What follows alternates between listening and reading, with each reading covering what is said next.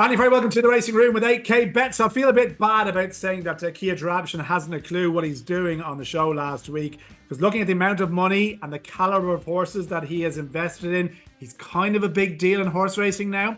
So I'd like to take this opportunity to apologise to absolutely nobody for taking away our views. That was my Conor McGregor impression there. Anyway, I'm standing by what I say, unless, of course, Kia wants to come and buy my favour. I'm more than happy to take that as well. But listen, guys, you're very welcome to the show. It's been a busy week. I thought we might have a little bit of a quiet one today, but the news kept happening yesterday. Before we get into that, Tony Calvin is joining us somewhere from the high seas. You're reenacting one of your childhood fantasies of playing pirate, and you're out in the high seas, sailing for Cork. Yeah, we've just docked in Cork. Quite difficult for me to say on a Monday morning after two full days of all-inclusive drinking. Yeah, I'm there, but Johnny Deneen is a local Cork resident, and he's coming to pick me and Paul Keeley up, and he's taken us to the to see the delights of Cork. So, fantastic. Apparently, on the website, the biggest attraction in Cork is a butter museum. So. He couldn't take us there. As one of the wags said yesterday, I was hoping for a more adventurous spreading than a butter museum, but we won't go into that because we're all married men. Yeah, well, I tell you, four churns of butter and you'll sober right up. I can tell you, it's a great thing to knock away the drink and get you ready for round two. It'll line the stomach perfectly. We've loads to talk about, so I'm going to get stuck in. We do have your questions as well at the end of the show, and thanks to everybody who sent them in. Before we get into the racing review, ITV took it upon themselves at the weekend, and I feel like I'm always bad-mouthing out ITV here, and they do a lot of very good stuff, but this was just absolutely hilariously shit, right? They had this guy on who runs an entertainment company, the idea of which is to get as many university students, bleed them for every penny that they have, and send them off racing, looking for dance music and concerts and everything but actually what's going out on the track here. The guy's name is Dominic Matcham. I think it's Invades or whatever his name of the company. Anyway, Ollie had an old chat with him, and apparently, AK, the answer to racing's problems is to get all these uni people in, give them a load of narcotics or drinks or whatever they had, put Coldplay on during the races, and off you go and have a good time. Problem solved. What do you reckon? Yeah, like the student days, like I suppose these are student days in the UK, and we won't know that much about them. But the student days in Ireland, as you know yourself, Leopardstown and is it Limerick that do the other mad one? Yeah, two absolutely crazy ones, 10, 12,000 people there. The Leopardstown, we don't stand at Limerick. The Leopardstown one is brilliant. It's probably one of the best attended meetings of the year at the track. It's class. Yeah, we're not saving many trees when we're there because of the amount of bet slips we're printing off for €2 each way now. But it's atmosphere wise, it's unbelievable. I've spoken to Dominic, I think his name is the Invades guy. From a social media perspective, a lot to learn from them. They're very good. When I spoke to him, his suggestion was we get Lily Phillips, a porn star, on the AK Bets pitch, and I had to knock that one. I had to knock that one over, and yeah, he's obviously very good at engaging people on social media, and he's built a serious business. In fairness to him. So you were advised to go and get Lily Phillips, the porn star, and you ended up with Harry Stewart Moore, the lawyer. How did that? Yes. Well, Dave O'Reilly got the gig instead of Lily Phillips now, which was people talk. We don't want to see Dave doing porn. We want to put this on. The only upside of that is Dave's got bigger breasts. Yeah, and he's more inclined to show them as well if the drink is right. If the drink is right. But on a serious note here, like why is this being entertained as a solution to potential? And I understand getting crowds through the door of any race course is fantastic, okay? But when you marry that with a guy who's saying you need to be more Instagrammable, you need to be, more social media savvy by putting on bands and music and basically everything but what's going on the track out there. Is that really the answer to racing's issues at the moment? I think it's twofold. Why can't you do both? I don't know why you wouldn't do it. The man's built up a serious business. Like I said, he's built a serious business with the next generation. Listen, we're all older, and probably don't relate to it as much, but he brings people through the door, and at a time where racing is struggling to bring people through the door, especially from that demographic, I think it's massive. I think they should be entertained. Some of them excesses of the suggestions maybe could be curtailed a small bit, but like from a pure numbers point of view and engaging the next generation, a lot to learn from those guys for me. But on a different theme and a related topic, a guy called Rich Francis tweeted this, and I thought it was really good. He said, "I've never known a sport so obsessed with reaching a new audience, yet gives no attention to its existing one." Yeah. I thought that resonated with me quite a bit. But like I said, you have to do both. You can tread both bridges. Well, let me put a scenario to you here, right? And you can comment on this, TC, right? So you bring in whatever 6,000 university students coming in looking for a good time. You have Kylie Minogue up on this stage here, blasting out as the racing's going on. Nobody can hear what's actually going on in the parade ring. Nobody's paying the blindest bit of notice to what's happening pre-races. Then they all come down for their €1 each way. In the meantime, all the actual racing fans that are there to see the horses are pissed off beyond belief. They can't hear a thing. They can't speak to each other for the deafening noise that's going on. And you're alienating the very people that have been keeping this sport going for decades to appease a few bloody university students who haven't the first clue which is the head and which is the tail of the horse. Yeah. Right. In response to the ITV snippet they put out, there was a lot of comments along those lines. Just say, look, if I find out there's a student day, I just don't go. I think that's what people do, and I think that's fine. Like, there's no way we should be disenfranchising a group that can bring 6,000, 10,000 people through the door on a specific day. I think they should be massively encouraged. I think they should be encouraged. Just don't turn up on that day if you're a racing by the rules of the sport that are there. Like, why do we need to revamp the whole race day experience just for these people? Because you don't get 10,000 people through the door when you do that. I think is the problem. Like, I have no issue with a really bad racing card for people that don't understand racing and doing it differently for that card. I see no problem with it. Well, I tell you what, what works very well, particularly around Christmas and say the Dublin Racing Festival at Leopardstown, and you get a lot of young people through the doors here, is when racing's on, it's all about the racing, right? And everything's geared towards that. And there might be a little bit of a 2 or 3 piece band quietly in the corner that's not affecting everyone. And when the racing is over, they bring in Aslan, or they bring in Damien Dempsey, or they bring in, for the post racing entertainment. Thereby, you have something for everybody after the race, and then while the racing's on, all the attention is focused towards that. Why was that not a decent blueprint for which to operate on? I think we do that. I think, like you said, they do that, but I don't see any. I'm going to repeat myself. I don't see any issue with doing something differently for a bad card where you can get 10,000 people through the door. Like, Harry, I just wonder. Surely the key really is if you're going to work short term to get people through the door, the key is to try and convert them into racing fans when they're in there. And I suppose that's the question: is how much of that is happening? Are people who are coming on these days, would they come back on a non-student night? I don't know. AK, if you've got any experience of that. But if you're just filling individual meetings, that's great for bookmaker turnover and selling drinks and stuff, but it's not doing much for the sport unless you're actually using that time while they're there watching racing to turn them into racing fans. Yeah, I think a small percentage of them will migrate into racing fans, but I think that's probably just the story. Even if you didn't do it, like it's I don't see any downside with it. I think no, I don't see a downside. I do agree with what you're saying. You should try and. I think one thing, if you want to talk boring stuff, the track will be capturing the data. They'll be capturing emails. They'll be doing this. So there's opportunities there outside of that. You can't make people go like so for me. The problem is when it's not a student day and there's 100 people at the track. That's why. How do you sell that to the 10,000 that come through with the mates? It's improving the other days that's the problem. I suppose that's what I mean. Is it needs to be part of a wider effort rather than it's not going to solve anything on its own, is it? 100%. But while it's there, I think you take it and you grab it with both hands. I think what you could do is hand all the students that come to your racing a 40-page questionnaire about seeding into the tote, and that'd be a great afternoon.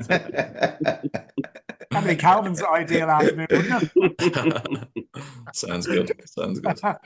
Right. Let's talk about the racing then briefly, TC, if we can. Callum Shepherd, I think, is out for 8 weeks. A pretty nasty day for him at Wednesday on Kempton on Wednesday, I should say. I think he's out for 8 weeks after a shoulder injury. But in terms of the racing, obviously, you know, we had some pretty impressive performances. None, not least, was Desert Flower on the Phillies Mile at Newmarket on Friday. Very, very impressive. I think favourite now for the 1,000 guineas. Yeah, I think we've had about 4 or 5 favourites already, so it's a bit of a. I know Anti-Post isn't big beer anymore, isn't it? But I think they've had about 4 or 5 different favourites. Yeah, very impressive there. Friday, Top Gear was ridiculously impressive for Christopher Head. So I think that'll be in the top miling races now. What else have we got on Saturday? Just get my notes. Shadow of Light in the Dewhurst. Yeah, a bit of an underwhelming Dewhurst. No line in winter, which was very disappointing. No, yeah, that took out early on Saturday with a bruised foot. That took a lot of shine off the race. But yeah, I think it was a poor renewal. And obviously the big talking point was the Cesarewitch, where Alphonse Legrand beat Manxman. Yeah. My latest horse that got beaten nose after being punted off the boards. Yeah, there's 2 things about the Cesarewitch. We'll come on to the most controversial one in a moment, but one of the big talking points that hasn't been said really, the Cesarewitch on Saturday had the lowest prize money for the race since Sergeant Cecil won it in 2005.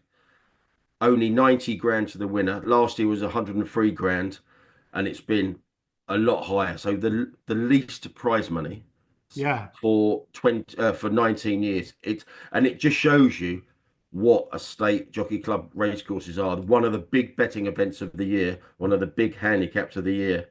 Lowest prize money for 19 years. I haven't seen that flagged anywhere.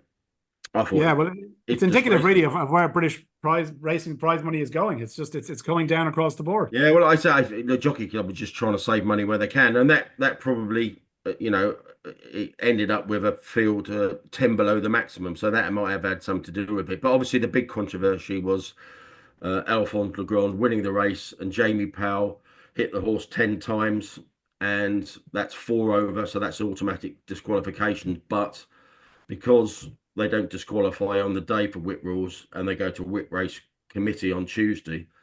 So it's very, very likely that the horse is going to be disqualified, obviously on Tuesday. So, and that's built up a controversy about saying, should they do that on the day? Should they take 10 minutes to count the whips on the whip? So what is your view on this, TC? Like, because the argument is here, as I can see from most people, is that everybody can see that the rules were broken. Everyone could count the amount of strokes taken in. It doesn't take a genius. It doesn't take high-tech security or digital equipment to analyze that there was 10 strikes here, which is automatic disqualification. It's not ideal having to wait till Tuesday for the actual winner of the race. The whole thing is a bit of a damp squid. What is your sense of these rules and how they're being implemented? Unfortunately, I can see both sides of it. I think from a betting perspective, you don't want disqualifications that take a long time to actually kind of like engineer. You don't want delays. You don't want delays. No, you don't. But whether you get it wrong or right, you have to. Yeah, but you have to make a decision. Like I say, but if you turned it around and you have Manxman who's 16-1 into 7-1, if that got chucked out on a high-profile day, a big high-profile gamble, if that got chucked out 4 strikes of the whip, there'll be an uproar, because obviously the thing about we've backed ourselves into a corner with actually saying the number of strikes. Yeah. If you say a whip doesn't hurt, then you shouldn't have a number anyway. But we are where we are. But the problem here is, and Harry might be able to outline actually what goes on. Presumably, a lawyer acting for Jamie Powell and effectively Tony Martin. That's another issue here as well. They would argue that one of those strikes may not have connected. So, and if that 10 comes down to 9, then it won't lose the race, because if you go 4 over, you're allowed 6 strikes. If you go 4 over, that's an automatic disqualification. His lawyers, I imagine, would have go through that race with a fine tooth comb and just say, yes, he waved the whip 10 times, but only 9 connected. So therefore, they'll go down the legal route. And if you try to do that on the day, You'll be there for hours, and you can't do that. So, would that be the avenue that they'll go down, Harry? Or Well, I mean, there was quite a lot of debate on this on X about this, about what can and can't be dealt with on the day. My view on it is, I think you either deal with everything on the day or you don't. I don't really see why the line is drawn here. They deal with very, very complex interference instance, for example, almost always on the day. And then off you go and appeal it, and that appeal can be weeks later. So there is an appeals process. It's not ideal that you don't get these results until 3 days. We're only getting it 3 days later. If it happened on a Wednesday, it would be almost a week later that we'd be getting the answer. But look, I mean, I think really this was always coming, wasn't it? This scenario was always going to happen, and everyone was always going to go, this is deeply unsatisfactory, because playing at the back of everyone's minds is, as you say, but these things aren't supposed to hurt horses.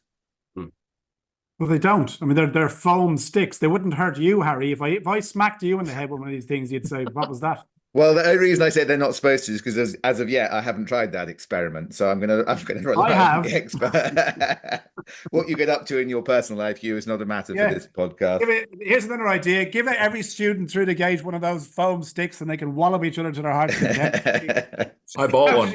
I bought one just to test it for myself when we set up the business and we were trying to make waves on social media. We were toying around with doing a video of just giving everyone in the office a few cracks we want, and they're absolutely grand, to be honest with you. Yeah. So they don't hurt me and my skinny little sparrow legs, so I can't see it hurting a horse. Yeah, look, we're not going to spend too much more on this, but look, the whole thing is very unsatisfactory. Even the runner-up, if they get awarded the race, they haven't been given it to on the day. They haven't got their moment in the sun. There's just loads of implications here, and I can't, in this day and age, I can't help but feel like that there is a way to resolve this in the 10-minute window in a steward's room with 2 or 3 camera TVs looking monitors in front of you. Quick word from the jockey. You make your decision, and on that basis, it's either awarded or it's taken away. And after that, as Harry has just rightly said, there's always the avenue of appeal, but everything is resolved within that 10 to 15-minute window. I just can't believe that that's not an option, and this is wholly unsatisfactory. Anyway, we're not going to resolve it here now. We'll wait and see what happens tomorrow when the official hearing or verdict comes in. I mentioned Keo Jabshin there, guys. I mean, look, TC, I mean, quite an impressive haul in terms of the amount of horses that Ammo Racing has bought through Keo Jabshin and for whoever he's working with at the moment. But in terms of the figures, 34% rise year on year for the amount of money traded in the Tattersall's sales as well. 52. The average price rose by 52%, and the median went up by 39 points to 250,000 guineas or pounds or whatever you want to call it. And Ammo alone have hoovered up all the best talent here. It's quite a haul. Well, it was just madness last week. Coolmore, I don't think they were just bit players, but as they owned quite a lot of the stallions and broodmares, they were obviously they were probably the big winners. Sheikh Mohammed bought a fair few. Tony Bloom splashed out 1.7 million. The figures were just off the scale, and obviously Jarabson nearly 20 million on his own. He's powered up with Al Shakab Racing, and who's the Nottingham Forest owner? The Greek fella. Yeah, so he's got them on board as well. But 20 million is absolutely staggering. Now, he's quite a divisive character. Is Keir. A lot of people love him. A lot of people hate him. But the thing about this, it's some real gutless journalism. I flagged it up last year. Actually, he actually had a big Twitter spat with Tattersall's last year. He said he was basically saying he was just treated like a second-class citizen, and they were just like, and he was even back then. He had a might have had a £8 million credit with those as well. And he just his thought, argument is that the elite status circle, the inner circle of horse racing are being treated a certain way, whereas the lower rungs like himself are being treated a different way. And this relates to kind of fees that maybe have to be paid or certain. Yeah, but it's about, there's various stories going on. We're not going to go into those for legal reasons, but spending 20 million is massive in anyone. If you're outbidding Sheikh Mohammed, who owns a country, it's a big deal.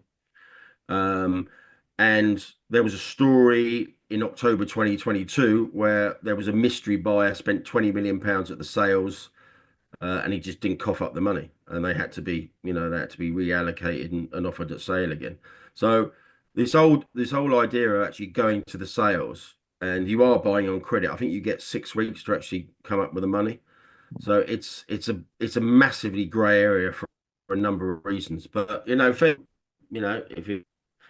he's spending £20 million on this kind of stuff, it's actually staggering, really. But when you see some of the interviews with the Bloodstock agents and the like, it's a very, very murky world, isn't it? I think Tattersall's described that 2022 case as an unfortunate incident, which was probably the understatement of the century, I'd say, from them. Yeah, it's quite a book. I mean, obviously they've got bigger ideas. In terms of it's a real tactical shift in how they've been operating up to now. But if you remember, I mean, obviously everyone's painting is a positive picture, and it is if everything goes well. But you only have to go back a year. You got the John Dance situation, and I was having a look this morning. Actually, our friends at Phoenix Thoroughbreds, don't forget our friends there. Yeah, and if you remember, about 5 years ago, Qatar Racing Limited, Sheikh Farhad, etc. He was a big kind of like buyer, the big new name in the sport. I had a look today. He's only had 8 winners from 41 runners, Qatar Racing Limited, this season. So he's pretty much disappeared. I mean, he's got lots of partnerships, granted, but Qatar Racing Limited, the big thing 5 years ago, 8 winners from 41 runners in the UK this season.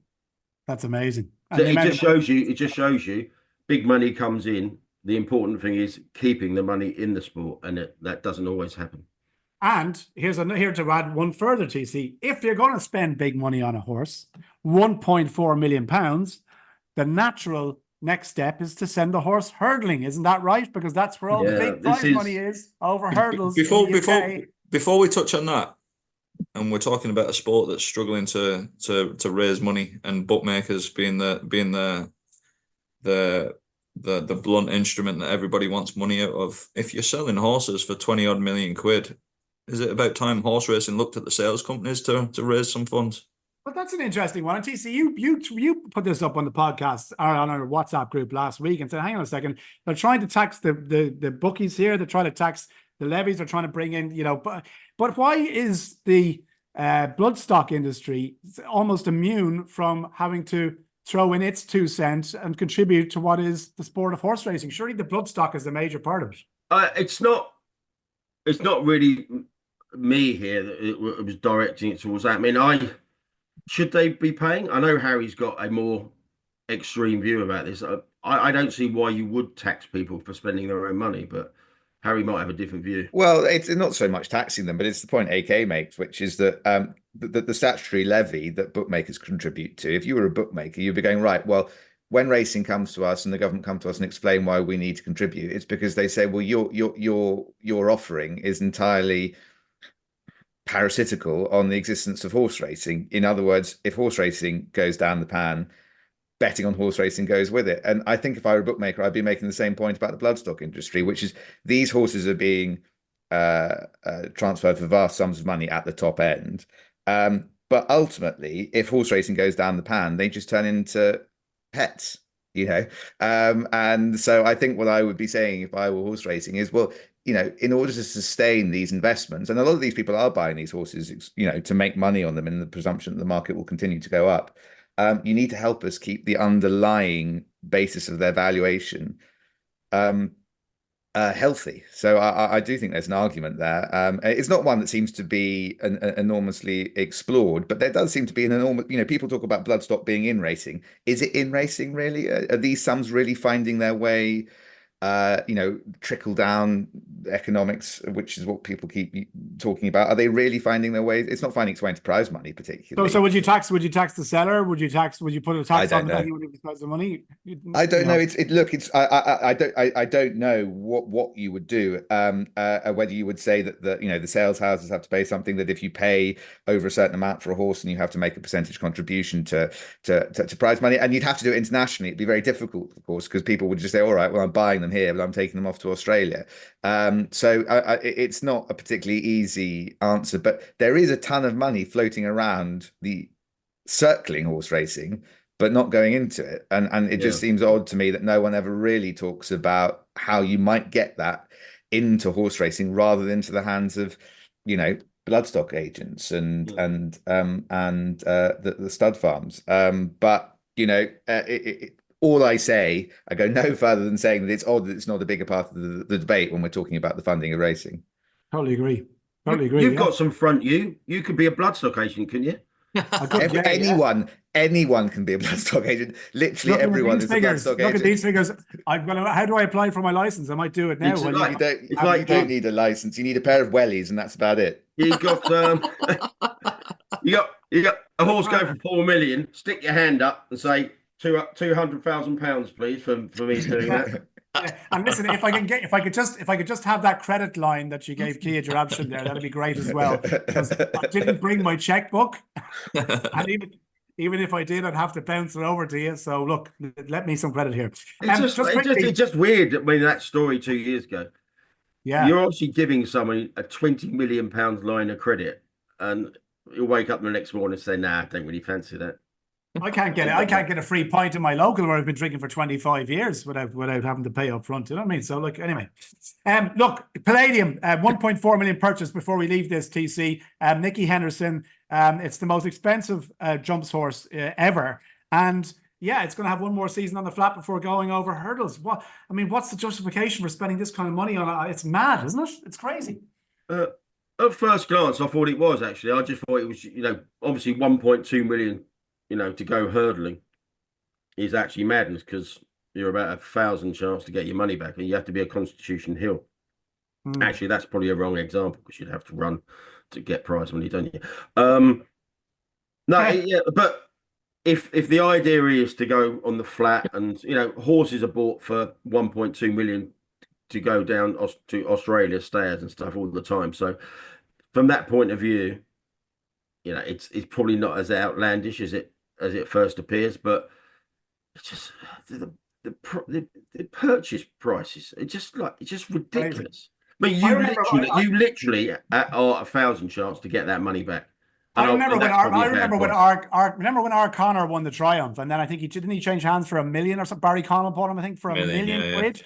And then, second run over hurdles, he got injured, and that was the end of that. I remember that being just crazy. But it's becoming more and more common now. If I was an owner, what I would do, I've always said this. If I was an owner, if I had a horse that's worth $1 million, I'd sell it, and I'd just have 50 grand on it every time it ran. You're effectively owning that horse for the 2 minutes of the races run. Yeah, exactly. You're getting the same buzz, and you've cashed out. Yeah, of course you do. No, you get a bigger buzz because you're winning money. Yeah. And you've already got the $1 million in the bank. Yeah. Right. Big splash on in the Guardian in terms of where racing might get some tax attacks, for want of a better word, from this new Labour government as well. The Racing Post have picked it up as well in terms of what's coming in the budget, and where the Labour government, who are currently trying to claw back a multi-billion pound deficit, or hole in the budget as they see it. But they think that racing and the bookies, specifically AK, could start paying more in terms of tax, and that this might help the coffers of the British government. What is your sense of this story, first of all, before we get stuck into it? Well, I wouldn't know where Rachel Reeves' head's at, so I have no idea on the percentage chance of this coming to fruition. If it did come to fruition, if you, and I know I get a few comments about, geez, he's very negative and this and that. Honestly, the ecosystem is done. It's absolutely finished. Like, we were spitballing around our office about what we'd do if it came into effect that general betting duty was doubled from 15 to 30% and remote gaming duty increased from 21 to 50%, and we've simmed out our numbers, and they wouldn't be great now. I think what we do in the first instance would be look at a lot of our affiliate deals, and we don't do much affiliate wise. I think we'd probably pull early prices from horse racing. We just won't offer early price horse racing, maybe on the bigger races. It'd be that stark for us. There's a lot of things where we'd go through every single line item. It'd be fairly chronic. I think for the industry as a whole, it'd be fairly monumental, to be honest with you. Like, there's a lot of things that smaller operators, tier 2, tier 3s, they're bringing in a lot of products to their website where they don't have control over return to player rates for casino games. So you're enforcing tax on products where you actually can't control. I think what will happen just in general is the people that do bet on horse racing will take a hell of a lot more margin. So overruns will go up, first of all. Time to market will decrease massively. The product, you enforce high taxes and high regulation on a product or a service, and it contracts. Like, it's basic stuff. Well, basically, what they're talking about here is essentially basically doubling some of the taxes levied on online casinos and bookmakers, and like, you know, what will happen to horse racing? Sponsorship will just go close to nothing, I'd imagine. Like, it'll absolutely decimate sponsorship. Price wise, like I said, from a product point of view, we've tried to compete on price. One of our big things is on price. It even affects, if you can't offer prices that you want to offer, it's very hard to compete, as we've said, with black market operators paying no tax. If you're further decreasing prices to absorb tax, yeah, but do you think it then makes sites like OddsChecker? We've a very successful partnership with OddsChecker. Why do I want to display odds if I have to increase overround? Like, the knock-on effect of this is absolutely monumental. Do you think that they are doing this on the understanding that bookmakers will just pass on the cost to customers and you'll be able to absorb them through that? It actually won't affect your bottom line. See, this is what they think will happen, and there will be some of that as well. But all of this and like all the affordability things and everything and the increased stuff around gambling tax to pay for the very small percentage of people that have gambling problems, it's going to get passed on to the consumer. What happens when it gets passed on to the consumer means prices get worse to absorb the tax. When prices get worse, people lose at a faster rate. You're not solving the issues. You're actually exacerbating the issues and also kicking people to the black market. I've said this a million times till I'm blue in the face. People don't understand the ecosystem at all. This is absolutely catastrophic. This is probably worse than affordability checks for horse racing, I think. I think it's that catastrophic. It's absolutely horrific. Like, we were at a conference recently and we were talking to one of the fee providers about pitches and stuff, and they had their, I don't know if it was bluster or putting feelers out, but they mentioned that potentially media rights could be going up next year. And I'm like, what are you on about? Like, your product's going to get turned off. Like, it's not absorbable. It's genuinely not absorbable.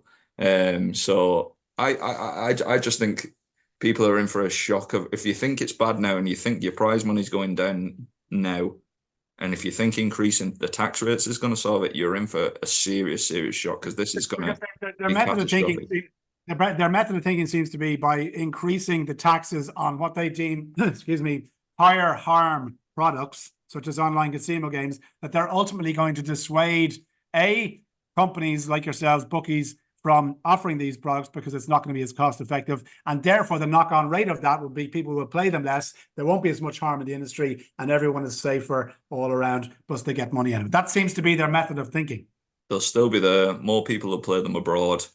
More people will go underground, and it'll affect your more sustainable sports model because people won't invest into it. And like, you literally stripping back products and product offering on the back of it. It couldn't be that. Literally will not be what will happen. Like, people will still play casinos. There's still, yeah, my head is just absolutely blown with it. Genuinely blown with the absolute incompetence. Like it's very, very hard to even project things as a business owner who thinks he understands the system. Like Talk Monopoly has probably gone from 1 million to 1,000, I'd say, like on the back of some of this stuff. Like people just won't want to offer horse racing. We were talking earlier this year about potentially setting up a second brand to service a different subset of the market and not offering horse racing on that brand, just literally not offering it because it's just too expensive. That is the way the legal market at present will start going, and it'll start by reining back early prices, and it'll start by, like, we could quite simply just put show prices up now for horse racing. If this came in, you just wouldn't be able to bet early on horse racing. Why is this argument not being presented in such strong terms as is actually going to matter when they make their final decision here? Because like they have left-leaning think tanks here that they have employed to go and do this research. They are the people that are being listened to, it seems, on the basis of this article and on others. Why are you not making your positions? I'm not talking about you. Why is the bookmaking industry not making its position stronger and more clear about the ramifications if this comes in? I think part of the problem is it might suit some of the bigger operators that everybody else disappears and they can take more margin on horse racing and other products. I think that is part of the problem. I think customers will be left with less choice as affordability really takes hold and takes its grip. Like one of the things we've described is the carousel of customers just bouncing around bookmakers. If there's less bookmakers, the amount of people leaving the system quickly is going to increase dramatically. And I also think some of those bigger operators that might want to see smaller operators fail, and it makes sense that they do from that perspective, they get the vast majority of their income outside of the UK and Ireland, so it has less of an effect on the parent companies of those organizations as well. I think it's really it's really bad for horse racing. It's really shocking for horse racing. It's worse than affordability. Yeah. I was thinking about inviting the Grim Reaper on next week, but apparently he's too positive for this podcast. Yeah, no, a little bit. I'm telling you, I'm just giving you my prediction. You tell me let's sit here next year, and when your Cesarewicz is being run for 15 grand, give me a shout of how it's going. Hey, by the way, we all read the YouTube comments, and thank you for everyone who goes to time, good, bad, or different for the feedback and stuff. Yeah. But one of the overriding kind of themes is that we're a bunch of negative Nancys here, and we can't see any kind of happiness. So this is really going to help those guys who think we're already too negative, AK. We're all session the last 10 minutes. Yep. Right. Okay, look, we'll move on, please. Big day for Shark Hannon, Harry. I think his appeal is set to be heard. I'm not sure if we're going to have a verdict in today, but certainly he's going to plead his case. He has already said quite publicly, and maybe this is a tactic of his, that 28 of his horses are going to go to the sales on October the 22nd. So he is bracing himself for the worst here. But on the good news from his side is that Matt Chapman has given his seal of approval and said he must absolutely be vindicated here. So, that's something that he can hang on to as he goes into his appeal today. It would be punchy to take Matt into the appeal and rely on him. I doubt very much. I doubt he's got that. I doubt he's gone that far. But Matt's got good instincts, I think, very often. It does. I think I said at the time, if you stand back from this and think, is Shark Hanlon going to be kicked out of racing because of a tarpaulin that slipped?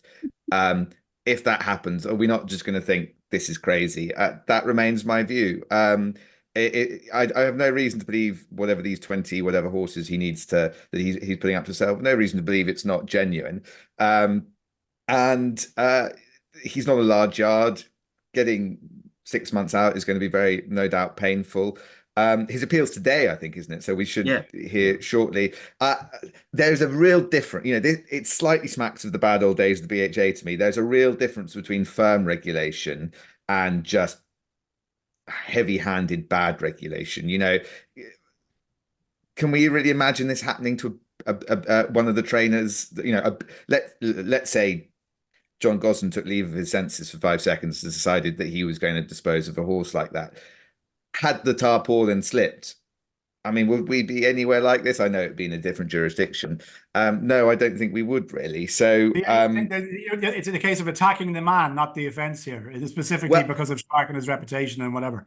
Well, I think that this obsession with optics is racing. Yesterday, the Racing Post comes out saying don't tax slots any more than you tax sports punting. So but on the other hand, we're saying, oh no, the optics, social license is really important. We mustn't have tarpaulin. I know they're different jurisdictions, but I'm making the broader point.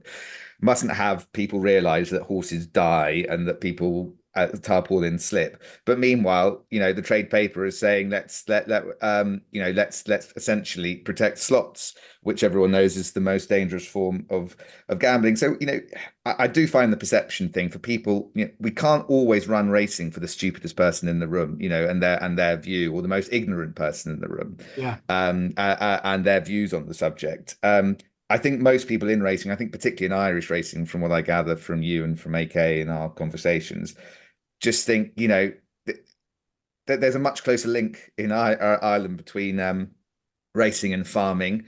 I mean, if you want to see some of the ways that farmers dispose of dead animals, it's just crazy to get this. I go back to Harry, to what I said, that on the week that this was announced, that during that same week we had Luke Comer Jr. the previous Friday getting a lengthy suspension for leaving 9 dead horse carcasses on his land and doing nothing about it.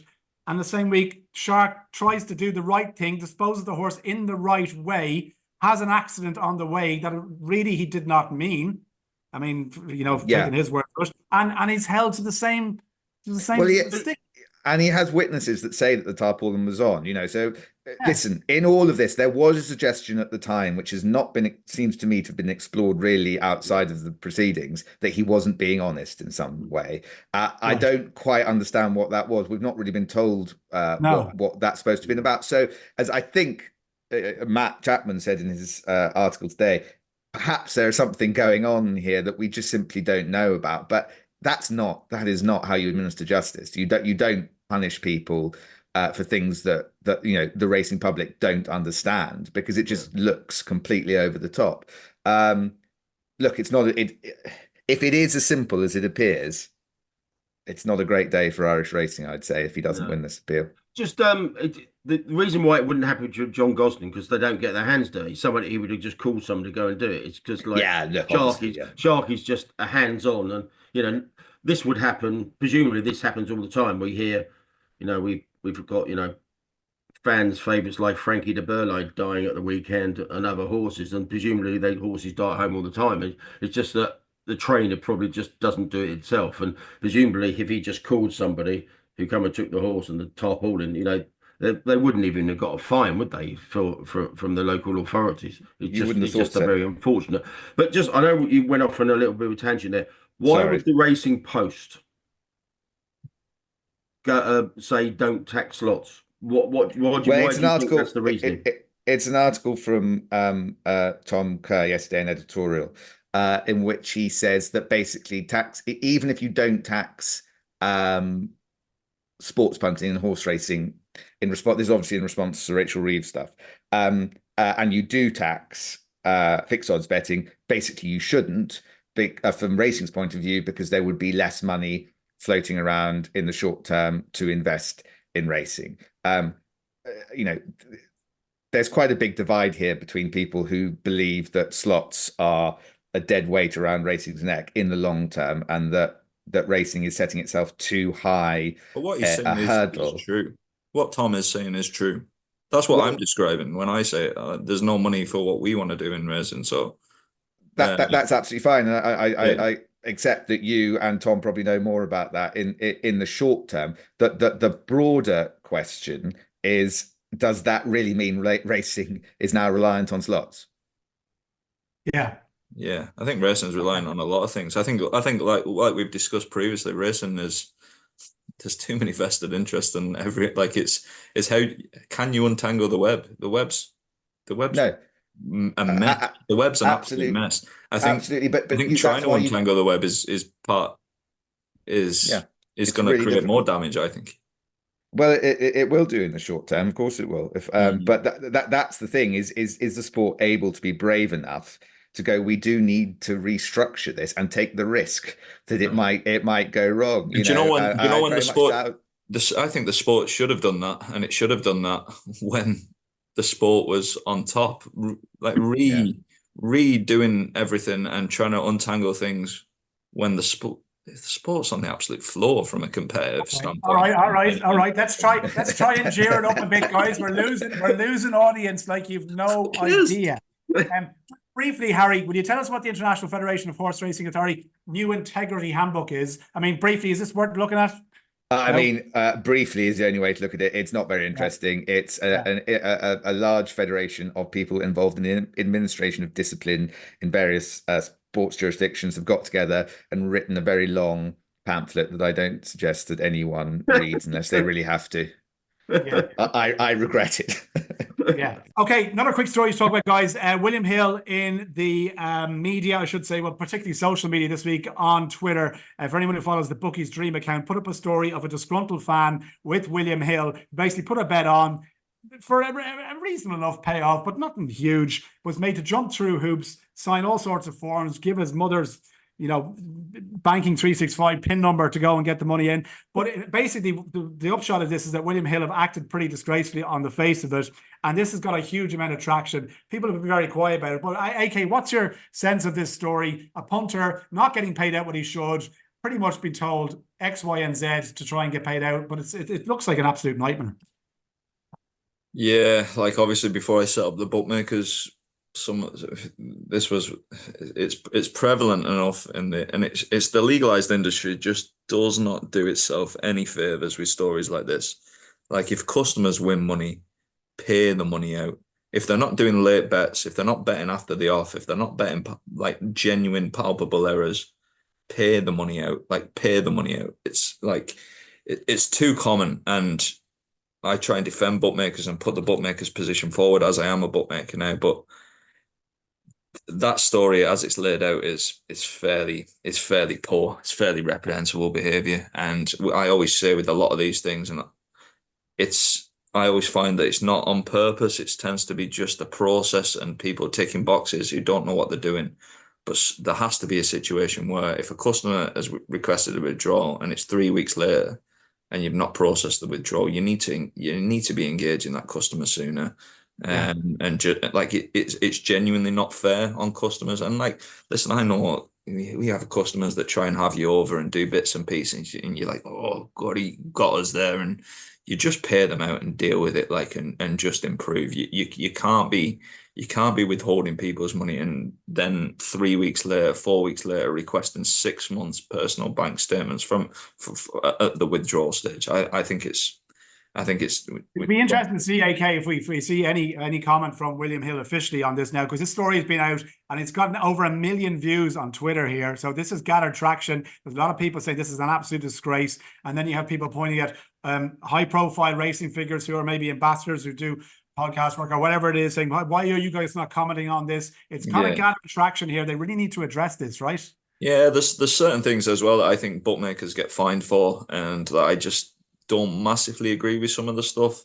And you can make comment on some of the stuff, but this sort of stuff I think is just, they won't get fined for this. No, they don't. And I also think they probably need to come down harder on instances like this. You just can't, if we're trying to deter people from going to unscrupulous operators and black market operators, your legal industry needs to be grabbing a hold of issues like this and not letting them happen. Like somebody should be engaged. Isn't the real sad thing here, and Harry, you might be better placed to comment here. Isn't the sad thing? This isn't an isolated incident at all, is it? I mean, this is far from it. Far from it. I mean, this has become, at a certain point, I would describe it as almost industry practice, particularly with punters who suddenly revealed themselves to be potentially sharp punters, but it doesn't have to be that. There is an absolute refusal from a lot of operators to pay out without making life significant sums. This is not a significant sum of money, by the way. I think it's 700 quid, isn't it? 700 yeah. So I put up the case of Imran. I don't want to go old news, but in March of last year, Imran won 40 grand on a casino in a couple of hours, having put in 1,700 quid or something. And he did a very unusual thing for casino players, which is he stopped at 2 o'clock in the morning, or whenever it was, and he tried to withdraw his money. And he's never had it. And the operator won't tell him why, but they just say, "Oh, you're in breach of our terms and conditions." He says, "Well, what have I done?" They just go, "You're in breach of our terms and conditions." He keeps saying, "Yeah, but how can I tell if you won't tell me what I've done?" He just says, "I'm in breach of you're in breach of our terms and conditions." So he doesn't feel comfortable suing them because perhaps, for example, he has committed some technical, perhaps he's opened an account with some sister operator that he's forgotten about, and they're going to rely on that, but they won't tell him what his target is. Forget moving target, they just won't show him where the target is.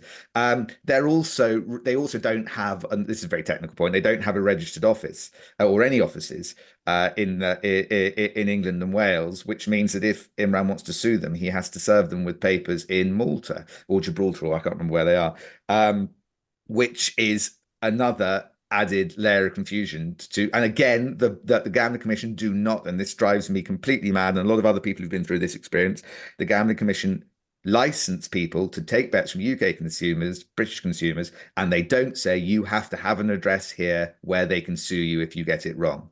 You don't have to have an address here, which is Seems just like crazy. Such an easy win, such a simple thing to change that. But the bookmakers will be lobbying against it and saying, "Oh, but we don't want a tax base here." It wouldn't be a tax base. That would be nonsense. I'm sure that's what bookmakers are saying if it's being put to them. But look, I'm sorry for Mr. Negativity. The negativity spot is out there. The Gambling Commission, what kind of what regulation is it where they say, "Sorry, this is a customer service issue, not a regulatory issue"? Jesus Christ! What's the difference? I mean, you're regulating an industry that is about customers and operators. How can you suddenly go, "No, that's a customer service issue, we don't get involved"? And because what we really need is an ombudsman. It's just tell people, you're very happy to issue William Hill with £19.2 million worth of fines for all sorts of KYC stuff. Fine them for this stuff. Yeah, they won't do it. Bananas.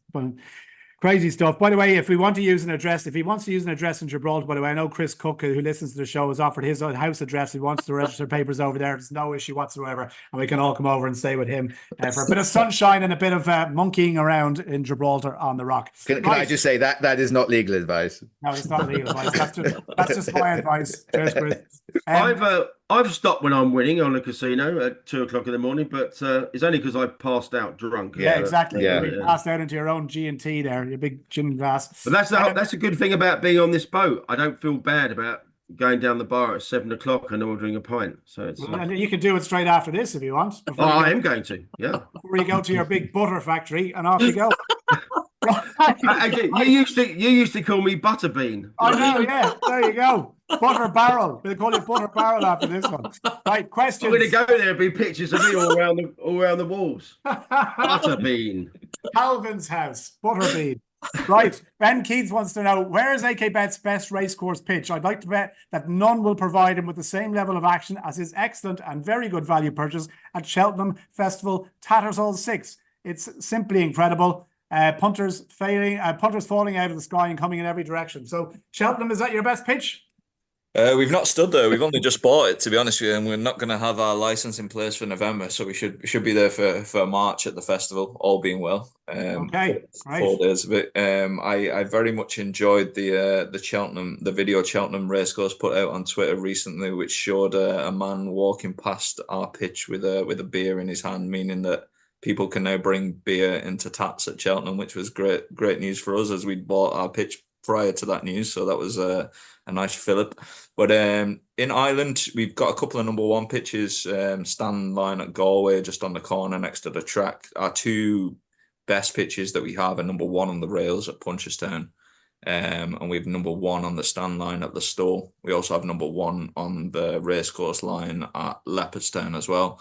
Punchestown for the festival, Leopardstown Christmas Dublin Racing Festival, and Listowel, if there's any kind of weather, are just all outrageous pitches and kind of make or break a year, to be honest with you. Everything else kind of pales into insignificance apart from those, basically. But if I had to pick one, it's very hard to pick one.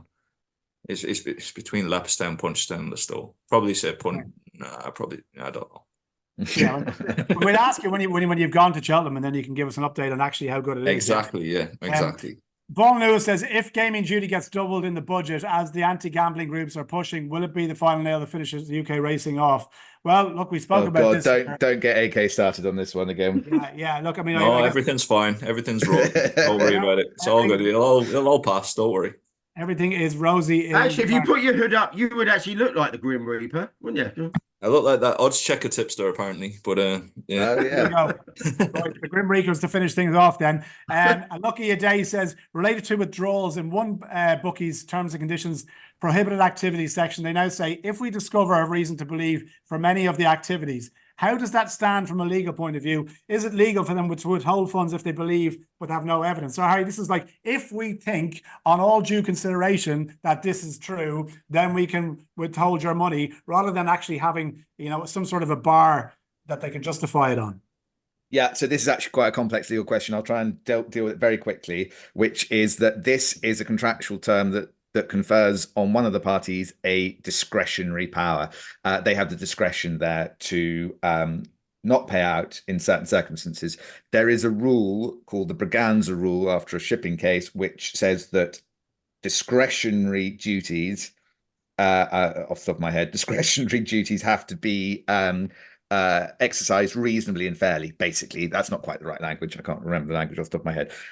So in other words, only if they have good reason to do this, and they would have to show it, can they rely on these clauses. What you can't do is just say, well, we've decided that we've got good grounds and therefore we're keeping the money. Plenty of them do try to do that, and the danger, of course, is that in order to stop them, you have to take them to court.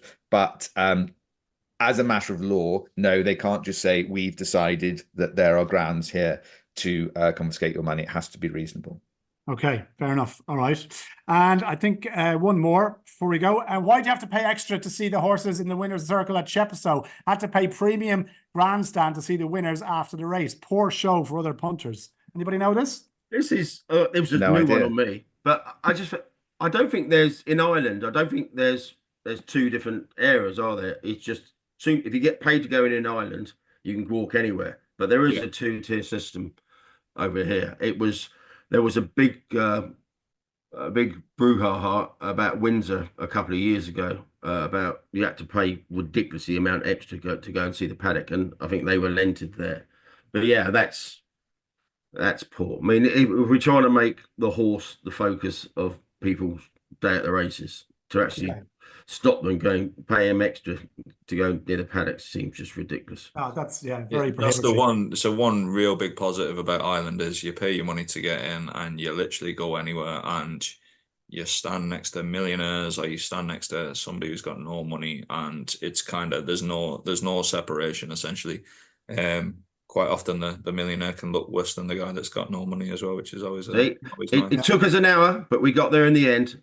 We got there in the end. Download the AK Bets racing app for all your latest sports offers and racing deals. Best of luck on the butter barrel, but don't you and Tony Keeley jump in at the same time. There won't be a lot of room if that happens into that big barrel. Tony Keeley. Who did I say? Tony Keeley. Oh shit, sorry about that. Sorry about that, Keels. Right, that's it. Us done for the week. Thanks everyone for listening. The Grim Reapers of Racing. We say have a terrible day and an awful rest of the week. All right.